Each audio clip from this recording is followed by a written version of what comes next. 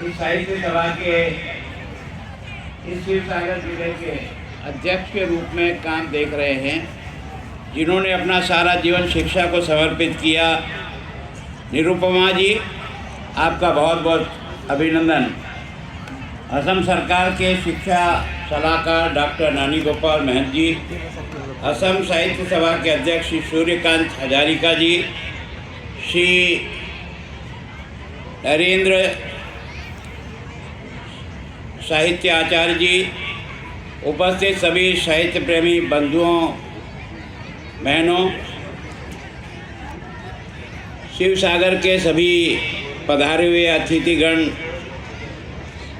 सम्मानीय अधिकारीगण, सदस्यगण, मीडिया के प्रभारी, मीडिया के कर्मी, देवियों और सज्जनों, प्यारे बच्चों,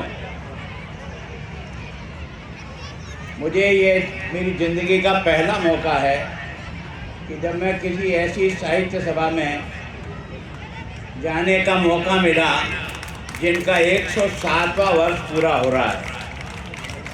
वास्तव में इसमें बुलाने के लिए मैं आपको बहुत धन्यवाद देता हूँ और इस यात्रा को इतने लंबे वर्षों तक सजीव रखना, जिन जिन लोगों ने भी इसमें अपना योगदान दिया, आज उन सबको मैं प्रणाम करता हूं। उन सबको मैं अपनी ओर से बहुत शुभकामना देता हूं, धन्यवाद देता हूं और श्रद्धांजलि देता हूं जो भगवान के यहाँ चले गए।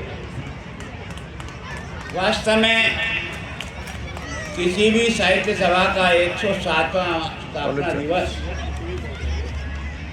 प्रारंभ तो होता है, लेकिन उसका निरंतरता चलती रहे ये बहुत कम होता है। और ये शिवसागर का सौभाग्य है कि पहला अधिवेशन भी यहीं हुआ और आज 107वां अधिवेशन भी यहीं हो रहा है। तो मैं शिवसागर की जनता को इसके लिए बहुत बहुत बधाई देता हूँ, धन्यवाद देता हूँ। यहाँ के सभी साहित्य प्रेमियों को भी बहुत नमन करता हूँ कि जिन्होंने इस काम को यहाँ तक आगे बढ़ाया। वैसे आप सबको पता है कि हर बालक बचपन से अगर कोई एक भाषा जानता है तो उसकी मातृभाषा है जो उसे घर में बोली जाती है। और हम हमेशा इस बात के पक्षधर रहे हैं कि बच्चों का प्रारंभिक शिक्षा उसकी मातृभाषा में ही होना चाहिए, ताकि उसको अपनी बात को समझने में बहुत आसानी होती है। लेकिन शिक्षा मंत्री जी आपको और केंद्र सरकार के शिक्षा मंत्री जी को इस बात के लिए धन्यवाद देता हूँ कि उन्होंने पहली बार केवल आसाम को ही नहीं, सारे हिंदुस्तान की सभी भाषाओं के लिए कहा है कि प्रारंभिक शिक्षा अपनी अपनी भाषा में किया जाए, उसके लिए लेखन किया जाए, पाठ्यपुस्तकें बनाई जाए, उसके आधार पर सिलेबस तैयार हो। और अब तो हायर एजुकेशन में भी असमिया में अपना लिटरेचर तैयार हो रहा है। इसके लिए आपकी ये जो यात्रा है, इस यात्रा ने आने वाली सरकार को भी रास्ता दिखाया और उसके कारण से वर्तमान सरकार ने इस बात को समझा कि वास्तव में अगर हम किसी को उसके साहित्य से, उसकी भाषा से, उसकी संस्कृति से परिचित करना चाहते हैं तो उसे निश्चित रूप से वहाँ की लोकल भाषा में अमर प्रयत्न करें। मुझे जानकारी मिली कि यहाँ कुछ ऐसे लोग हुए हैं जिन्होंने इस असमिया भाषा को इस रूप में लाने का प्रयास किया। वैसे तो जिस समय बंगाल और आसाम एक था और देश पराधीन था, उस समय आसाम के कुछ बच्चे जो बंगाल में पढ़ते थे, उनको ये लगा कि हमारी असमिया भाषा को कैसे बचाएं, कैसे सम्मानित रखें, कैसे उसको स्थान मिले और कैसे उनको सामूहिक जगह इकट्ठा करें। उन बच्चों ने ये पहला प्रयास प्रारंभ किया। उसके कारण से आई ये जो आसाम साहित्य सभा का जो रचना हुई है, उनकी पहल के कारण से हुई है। और मैं आप सब लोगों को धन्यवाद देता हूँ कि देश की आज़ादी के आंदोलन में आपके इस असमिया साहित्य ने देश जागरण में भी, पूर्वांचल के जागरण में भी बहुत बड़ा योगदान दिया। उस साहित्यकार की कलम के कारण से दिया, जिसके लिए आप सबको बहुत बहुत धन्यवाद। वास्तव में साहित्य वो चीज़ है जो हमें अपने अतीत से जोड़ती है, हमारे पुरखों से हमको जोड़ती है, हमारी संस्कृति से हमें जोड़ती है, हमारा जीवन पद्धति से हमको जोड़ती है। उसके लिए जिन साधकों ने भी, जिन साहित्यकारों ने प्रयत्न किया और इस यात्रा को यहाँ तक पहुँचाने का प्रयास किया, मुझे बताया गया कि यहाँ श्री लक्ष्मीनाथ बेज वर्मा जी, चंद्र कुमार जी अग्रवाल और श्री हेमचंद्र जी गोस्वामी इस कार्यक्रम को आगे बढ़ाने में मजबूत पिलर की तरह से थे। उन्हें उस समय कहा जाता था, सभा को इन 3 मूर्तियों के नाम से इनको जाना जाता था आपके क्षेत्र में। ये तीनों ऐसी मूर्तियाँ थीं जिन्होंने असमिया भाषा और असमिया साहित्य को एक मजबूती देने का प्रयास किया। मैं सोचता हूँ कि इस सारे के सारे कार्यक्रम में साहित्य का वास्तव में अगर आप संस्कारों को ठीक करना चाहते हो तो उसके लिए केवल और केवल साहित्य है।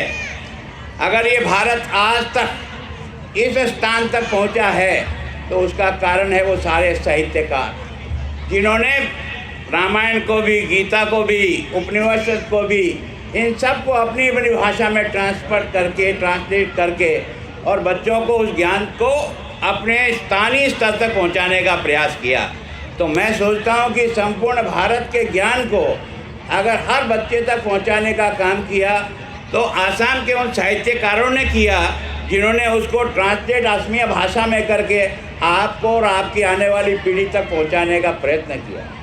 आज भी मैं आप सब साहित्यकारों को इस बात के लिए धन्यवाद देता हूं कि अब आपके द्वारा रचित जो ज्ञान है उस ज्ञान को अलग अलग भाषाओं में भी आप लोगों ने उसको अनुवाद करके उनको विभिन्न भाषाओं में भी, देश के अन्य भागों में भी हमारे यहाँ की संस्कृति, हमारे यहाँ के जीवन मूल्य, हमारे यहाँ का इतिहास, हमारे यहाँ के पुरखों की देन, हमारे यहाँ का संघर्ष, ये जो अहोम राजा का जो संघर्ष था, इस संघर्ष को संपूर्ण हिंदुस्तान में किसी ने पहुँचाने का काम किया तो आपके असमी साहित्यकारों ने पहुँचाया। शंकर देव जी ने और माधव देव जी ने जिस प्रकार से संपूर्ण देश के राज्यों में घूमने के बाद जिस साहित्य की रचना की, जिस प्रकार के नाटक की रचना की, जिस प्रकार के छोटे छोटे उन्होंने कार्यक्रमों के माध्यम से और भक्ति के मार्ग से जिस प्रकार से संपूर्ण देश के इस वैष्णव धर्म को जिंदा रखने का काम अगर किसी ने किया तो उनके उस साहित्य ने किया, जिसके कारण से देश आज भी एक था, एक है और एक रहेगा, ये साबित हुआ है।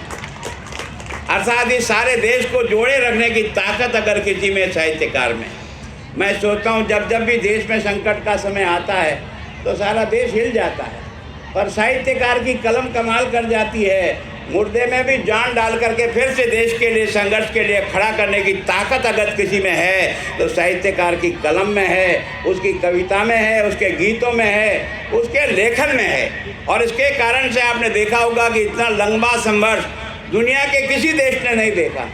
हम 1000 वर्षों तक लड़ते रहे लेकिन हमारी संस्कृति नष्ट नहीं हुई। उसका कारण कोई है तो ये साहित्यकार है जिसने इस बात को आगे से आगे तक पहुंचाने का प्रयत्न किया और वो आज तक यहाँ तक पहुँची है। तो मैं सोचता हूँ वास्तव में आपने एक अच्छी परिपाटी शुरू की और ऐसे साहित्यकारों का आपने सम्मानित करने का एक श्रृंखला बनाई है जिन्होंने अपने लेखन से साहित्य को बहुत ही रिच किया है, बहुत ही एक तरह से उसको धनाढ्य बनाया है। उन सब साहित्यकारों का भी सम्मान आपके कार्यक्रम में होता है। आप सबको इस बात के लिए बहुत धन्यवाद। वास्तव में मैं आप सब लोगों का आभार शब्दों में प्रकट करना तो मेरे लिए बहुत समय में भाषण दे के निकल गया, लेकिन सच में जिन्होंने तपस्या की, जिन्होंने साधना की और इस भाषा के आधार पर अपने पुरखों की दौलत को आने वाली पीढ़ी तक पहुंचाने का जो सफल प्रयोग किया है, उसके लिए वास्तव में धन्यवाद के पात्र तो वो हैं जिन्होंने भी साहित्य रचना में अपना योगदान दिया।